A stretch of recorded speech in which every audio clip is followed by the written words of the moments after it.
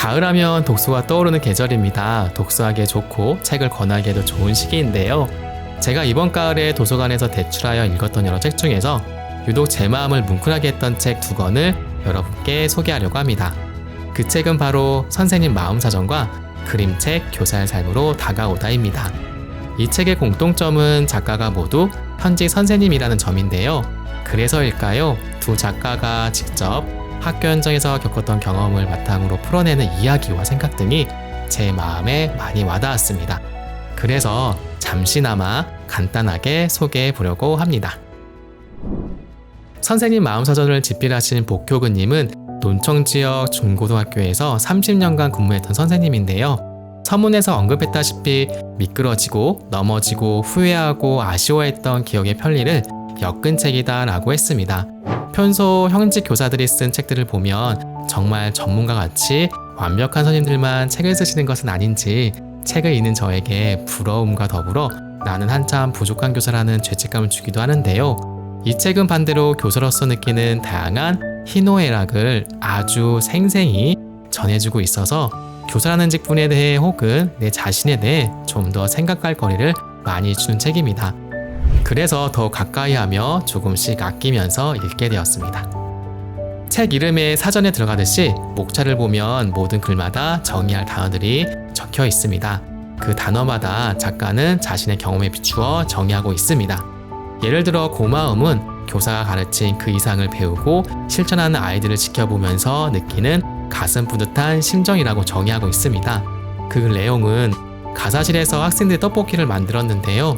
학생들은 마침 학교 주변에 잡초를 제거하러 오신 노인분들에게 떡볶이를 드리는 내용이었습니다.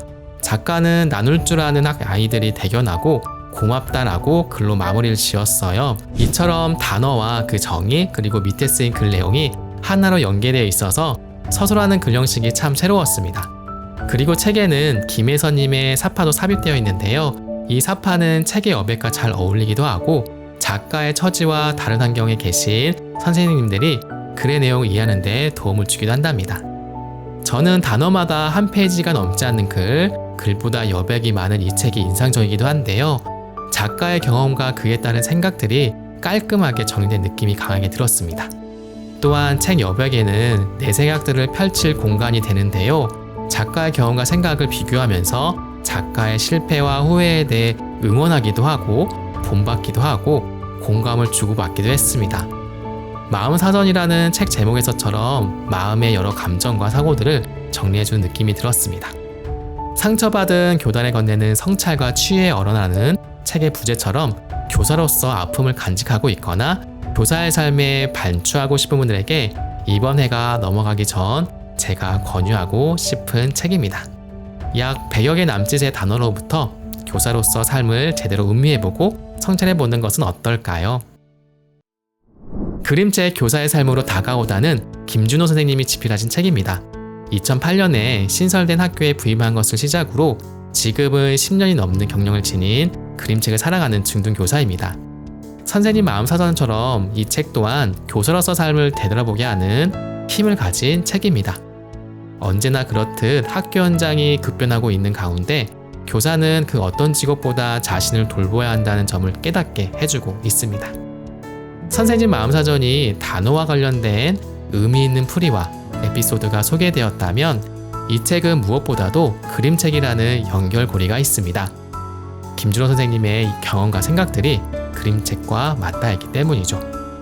김준호 선생님의 교사로서 삶도 엿볼 수 있어서 좋았고 그와 일맥상통한 그림책 이야기도 소개되어 있어서 책 속의 책을 읽는 신기한 경험도 느꼈습니다. 소개된 그림책을 저는 목록으로 잘 정리해 두었는데요. 나중에 이 책들을 저의 교사로서 인생을 돌아보기 위해 직접 읽거나 가르치는 학생들에게 소개해 주려고 합니다. 좋은 점을 추가하자면 그림책의 사파를 볼 수 있다는 점과 도종환 시인, 전현종 시인 외에 유명한 시뿐 아니라 다양한 가수의 노랫말도 교사의 삶과 연결고리 지어져서 김준호 선생님의 삶을 내려다볼 때 느껴지는 기운을 더 생생하게 몰입하게 해줍니다. 가장 기억에 남는 그 내용은 완벽한 아이 팔아요 라는 책과 함께 소개한 에피소드입니다. 한 부부가 완벽한 아이를 대형마트에 삽니다. 그 아이 이름은 바티스트인데요. 그는 투정도 안 하고 말썽도 안 피우고 공부도 잘합니다. 그러나 하루는 부부가 학교 출첵날로 착각해 무대 의상을 아이에게 입히고 학교를 보내게 됩니다. 그런데 출첵날이 아닌 단체 사진 찍는 날이어서 아이는 친구들로부터 놀림을 받죠. 그래서 처음으로 바티스트는 부모에게 화를 냅니다. 그러자 부부는 그를 수리하기 위해 대형마트 고객센터에 맡깁니다. 점원은 바티스트에게 가족이 마음에 드는지 묻자 이렇게 대답합니다. 혹시 저한테도 완벽한 부모님을 찾아주실 수 있나요? 어떤가요?